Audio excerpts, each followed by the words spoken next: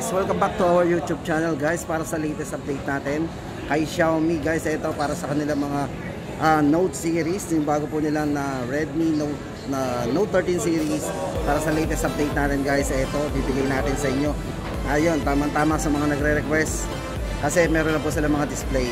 Guys, ito nandito na ang ating iniintay para kay Xiaomi. Ito sa kanilang mga Note 13 series, yung mga latest model po nila. So yun guys, ito bali naka-pre-order po yan. Tuloy-tuloy po yung bali start na po ng kanilang mga pre-order. Dito guys sa mga to, pwedeng 500 po yung ida-down natin dito. At pagdating naman po dito sa mga Note 13 Pro 5G at yung kanilang Note 13 Pro Plus 5G, 1,000 po yung ating pwedeng i-down dyan. Then ang mapiprevious po natin guys, ito yung kanilang Band 8. Band 8 yan. Ito worth 2,000 to eh. So yun nga lang guys, syempre first come first serve. Kasi allocation lang din po yung mga ganito. Kaya mas maganda yung mauuna sa mga magpe-pre-order ng mga to. Ayun guys, umpisahan na natin. Check muna natin isa-isa yung mga design nito. Dito muna tayo kay Redmi Note 13. Guys, ito si Redmi Note 13. Tataas ng kanilang mga camera ngayon ha.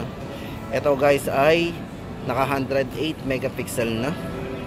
Check muna natin yung design. Isa-isa. Tapos ito naman yung Ayan. Ito guys, naka 200 megapixel naman to. Ito si Redmi Note 13 Pro. Yan. 200 megapixel na din. Tapos check naman natin yung sunod. Ito naman si Pro 5G. Tapos ito naman kay Pro 5G yan. Ito guys, may dalawang variants din to 256 at saka 512. So matataas na talaga yung mga internal storage ito.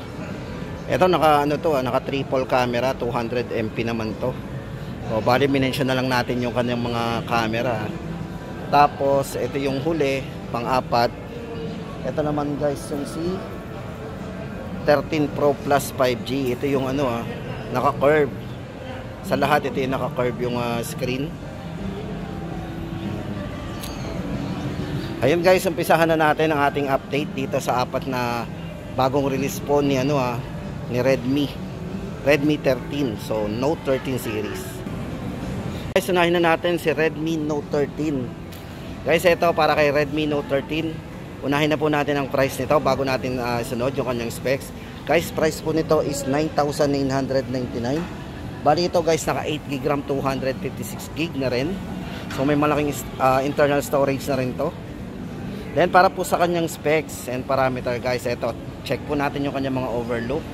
Para sa camera guys, ito may 108 megapixel triple camera na naka 120Hz po AMOLED display yan. So yan, naka triple camera yan. Tapos 108 megapixel. At syempre guys, AMOLED display na yan. Napakabibid ng display nito. 108 megapixel din, naka 120Hz po ang kanyang refresh rate. Grabe, Then ito po guys ay naka IP54 na rin and Corning Gorilla Glass 3. So matibay po yung glass nito. Para sa kanyang aesthetic meet durable design. Yun man guys, para sa kanyang specs, ito check natin yung full specs nito. Yan, check natin.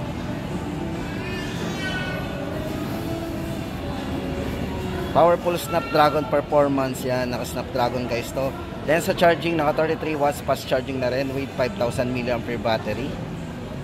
So napakanipis na rin po ng bezel nito. So may experience natin dito yung full view video yan. Kung tayo manonood at magte-take ng photo. So price update natin guys dito kay Note 13, 9,999. Naka 256 na po tayo dito. 108 megapixel. Then guys, next natin papakita sa inyo ay yung si Note 13 Pro. Yan, dito naman tayo guys kay Note 13 Pro. Guys, ito kay Note 13 Pro, pag ito hinawakan nyo, mapapansin nyo dito yung kanyang nipis. So parang ang nipis-nipis nito. Then ito, naka dual speaker din to Ayan So may naka dual speaker po yan para sa kanyang surround sound. Then dito guys, kay 13 Pro, ito may dalawang variants tayong pagpipilian dito. Maganda po dito yung kanyang RAM, 24 GB of RAM na po to. Tapos sa kanyang internal storage ay sobrang laki po ng internal storage na pagpipilian natin. Para po sa dalawang variants po nito, meron siyang 256 GB. Meron po siyang 256 GB. Tapos meron po siyang 512 GB. Para po doon sa kanyang 256, bali yun po may RAM siyang 16 GB RAM.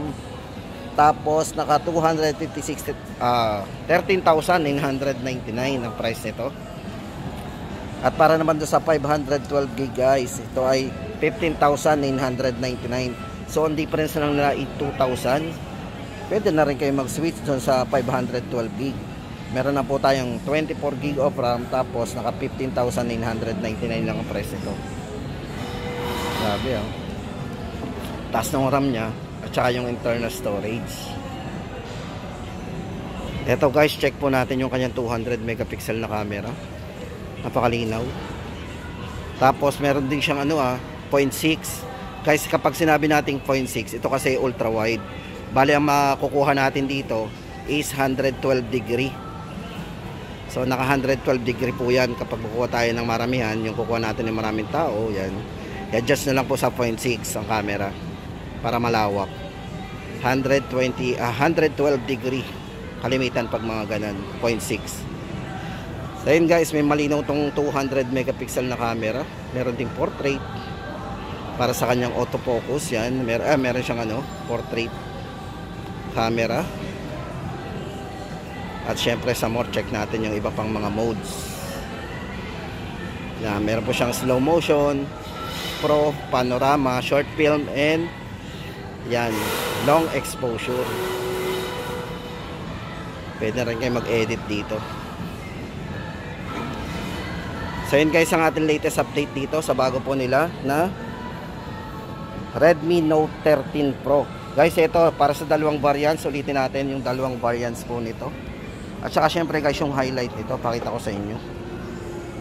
Naka ultra clear 200 megapixel with optical image stabilization, 120Hz full high definition AMOLED display. Napaka vivid po ng display niyan. Tapos meron siyang immersive viewing with ultra thin bezel. So ibig sabihin guys, yan anipis po ng bezel nito. Yan sa gilid. At syempre security sa kanyang screen. So nasa screen na po natin pipindutin yan. At naka MediaTek Helio G99 para sa kanyang ultra gaming chipset. No worry na tayo dyan. Then naka 67 watts turbo charging with 5,000 mAh battery. Ayan guys, ang ating latest update para sa dalawang variants po nito. Ulitin natin, 8GB plus 8GB, magiging 16GB RAM po yan, 256, 13,999. At 12 plus 12, ang original na RAM po niyan, magiging 24 na, 512GB internal storage, sobrang laki, 15,999. Ayan guys, ang ating update to sa bago nilang Redmi Note 13 Pro. Tapos next naman natin guys, ipapakita sa inyo yung Redmi Note 13 Pro 5G. Guys, syempre 5G to, unang-una ay yung kanyang 5G connectivity o yung network. Guys, dito, maganda dito, may dalawang variants tayong pagpipilian diyan. Meron din siyang 256GB na naka 16GB RAM. Then 24GB din na RAM. So original RAM niya is 12, magiging 24GB total of RAM, tapos 512GB. Then price po noon 18,999, naka 512GB na po tayo. Then yung kanyang 256, 16,999. Ayan guys, check muna natin yung kanyang mga parameters. Naka ultra clear 200 megapixel with optical image stabilization. Then maganda dito sa video guys, naka 1.5K yung resolution po niya, 120Hz na rin, napaka smooth. At syempre naka AMOLED display para sa kanyang vivid na resolution ng screen. Yan, immersive viewing na naka ultra thin bezel din. So napakanipis po ng bezel nito. Yan.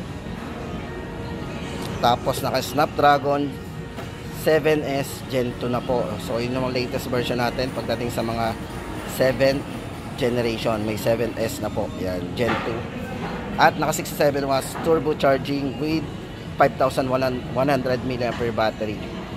At yung security guys, nasa screen na. Para sa ating screen. So check po natin dito. 200 MP.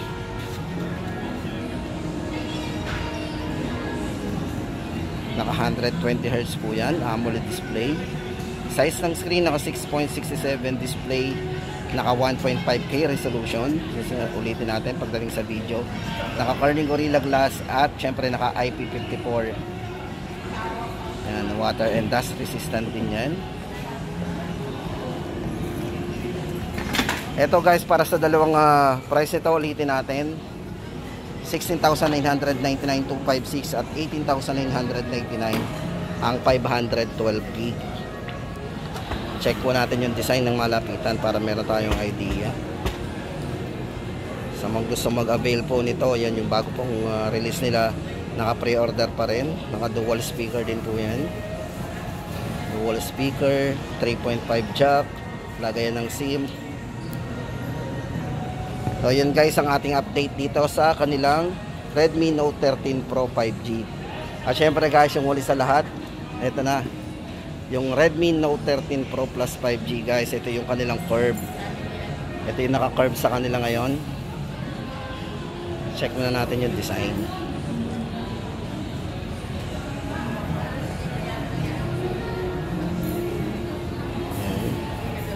Naka dual speaker din.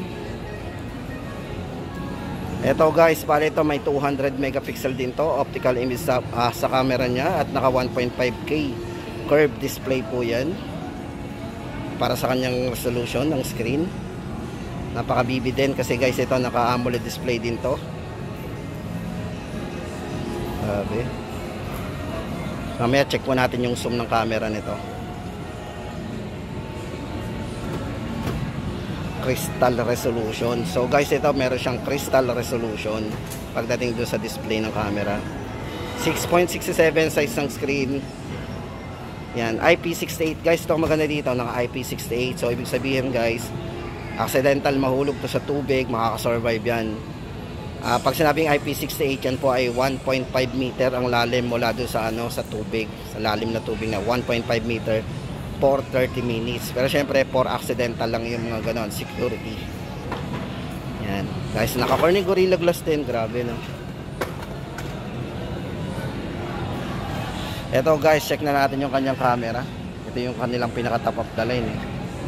Naka curve. Linaw oh. Naka 0.6 din yan.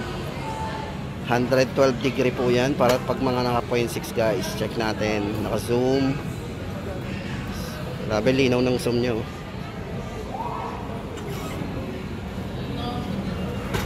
Tapos sa portrait, sa video, check natin yung video guys, yung resolution.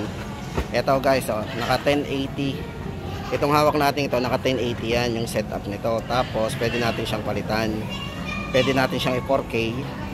Tapos naka 24 naman yung kanyang FPS. 30. Yan po yung pag nagko-combine tayo ng ng resolution tapos yung pixel per inch. Pwede sa 60. Ayan oh. So smooth na smooth to pag nag-video tayo.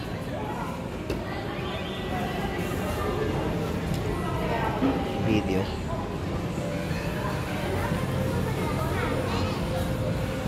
So yun guys ang ating latest update dito sa mga bagong release po ni pagdating sa kanilang Note series, Note 13 series. Down lang po tayo ng 1,000 at may ma-avail po tayong band 8 po nila na worth 2,000.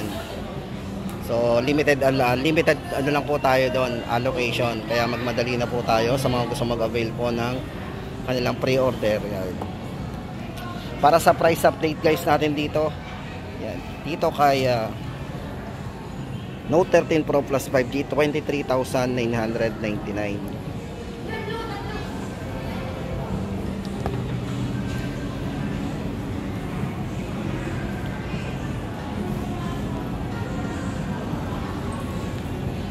So ayan guys, naka MediaTek Dimensity 7200 Ultra ang kanyang chipset. At syempre guys, yung bago sa kanya IP68, dust and water resistant. Maganda yan, safe yan. At yun guys, ang ating latest update sa mga bagong release po ni Redmi pagdating sa kanilang Note 13 series.